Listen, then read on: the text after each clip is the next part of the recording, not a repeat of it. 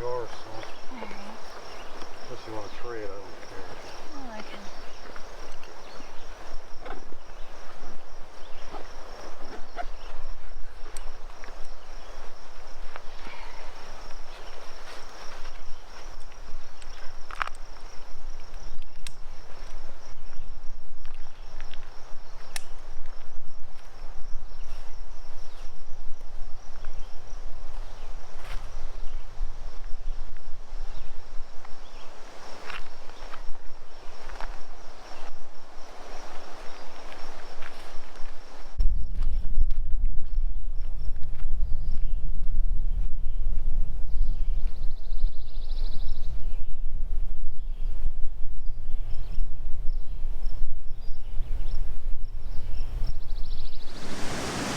I don't know, do we go over here and check in these little creeks? Because at some point, and this is down 3 feet right now, at some point this was raging and all that gold went over them rocks and kind of fell over here.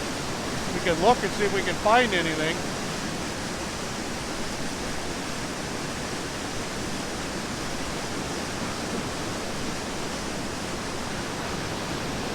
I don't know, let's check it out.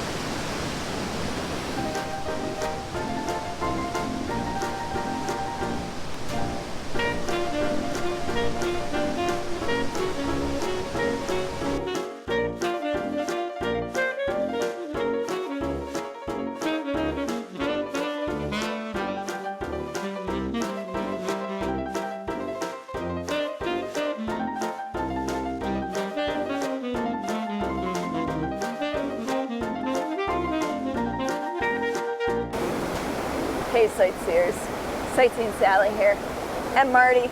As you can see, we are back out hunting for gold, panning more specifically. And today we are at one of our favorite spots. Some of you might recognize this place as I've done several videos out here. First one being the abandoned government facility, which everybody knows is a fish hatchery that was once ran by our beloved DNR. So, thus, the government facility.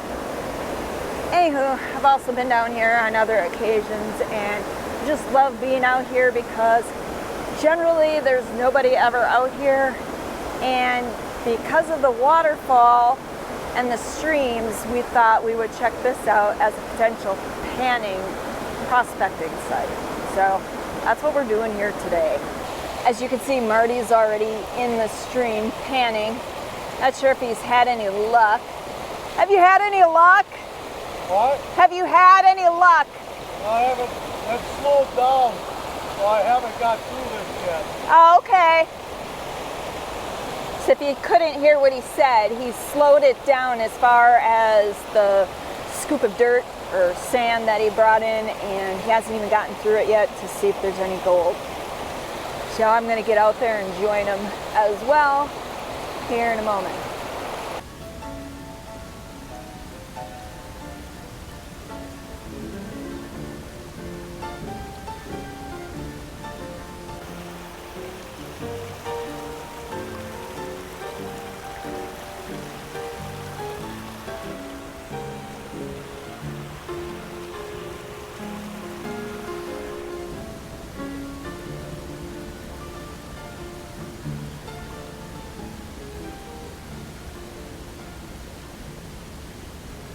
Well, Marty, are we going to get rich off this venture? I doubt it.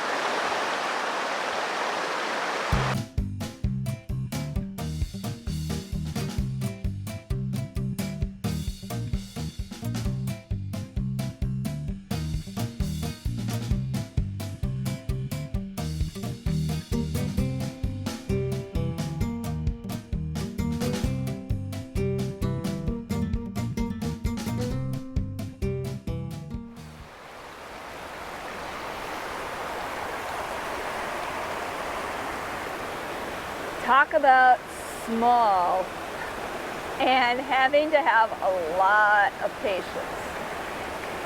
Marty's got more patience than I do, because that pan that I just did for the tiny amount of gold I got, I was like dying. I thought I was going to be here forever. But Marty, he seems to really get into this. We'd starve if we had to survive on that gold. Pretty much. I didn't realize how tiny it would be. The last time we were out, I know he pointed out some specks, and they're a lot bigger than the stuff we're finding here, and I don't know.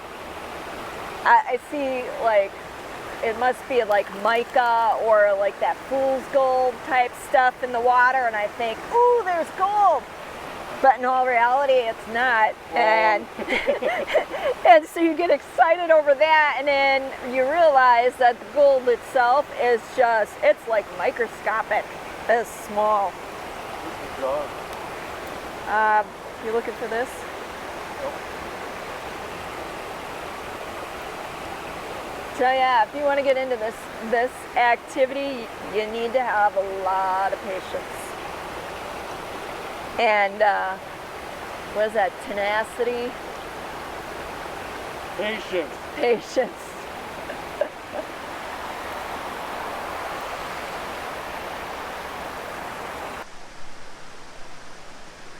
I don't know if you can see it or not, but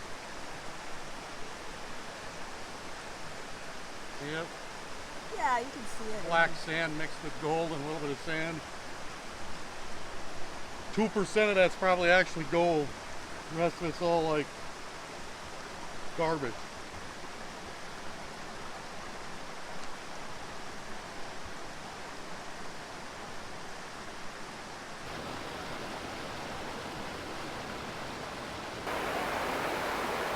You know, I think about how tedious this process is just for a few flakes. Now, granted, the miners back in the day were digging up more than just a few flakes, but think about how hard they worked to get that gold. And so I think I've garnered a new appreciation for the gold miners and what they went through, at least from the perspective of, yeah, it's exciting when you find gold, but there's a lot of hard work and effort that goes into getting that gold. And as much fun as this is for a hobby, I can't imagine making that your primary source of income or your life's work. And you really have to enjoy what you're doing or be really obsessed with finding that big nugget.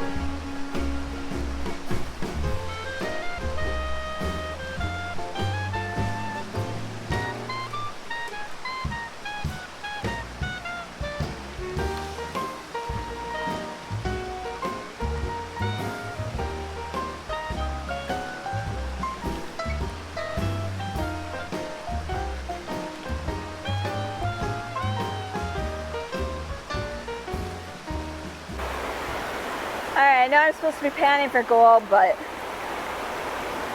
check out this really cool rock I found. I'm keeping it. Yeah, that one's a keeper. I'm going to take that home. If you didn't know, I'm a rock collector too. The water here, I noticed, is a lot colder than the stream that we panned in last time.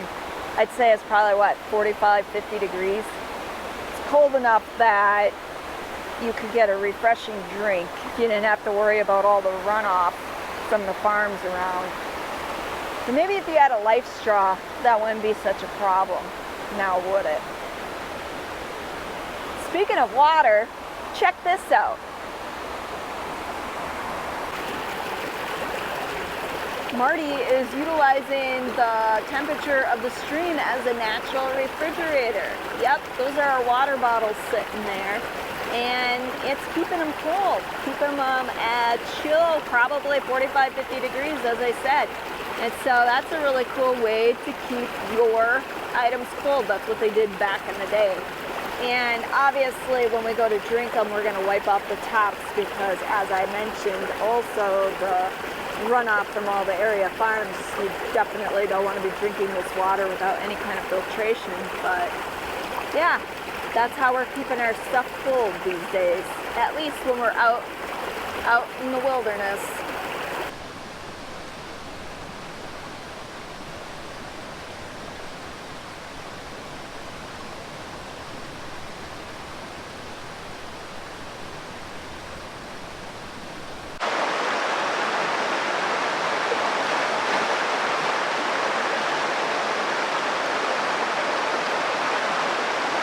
The water in the wall.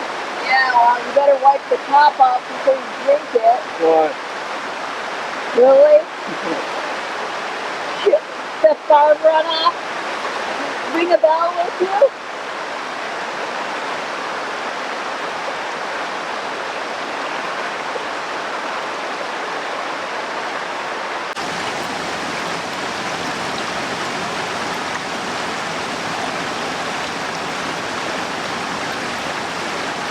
After about, what, 10 pans, this is what we're going home with. Just that little bit. And somehow we're going to try and process that down farther to get the little bit of gold that's in here. So when I said that it was tiny and we'd be here forever, yeah, that's what 10 pans of dirt gets you when you're prospecting for gold up here in Wisconsin. Well, sightseers, I think we're going to call it 10 pans of dirt and a microscopic amount of gold dust. I know some people would be like, oh, you hit it really big today. And others would be like, you did what? For how long? For what? Me? I just enjoyed being out here in nature, and so it was a win-win no matter what.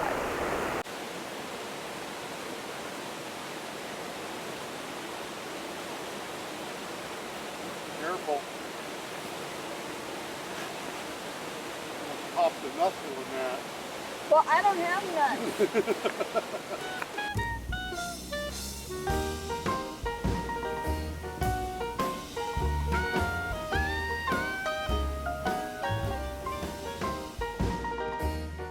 Special thanks goes out to all our fellow sightseers here on Patreon and PayPal. Without you, these videos wouldn't be possible.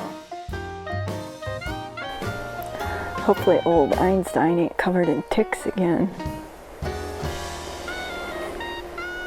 Like last time.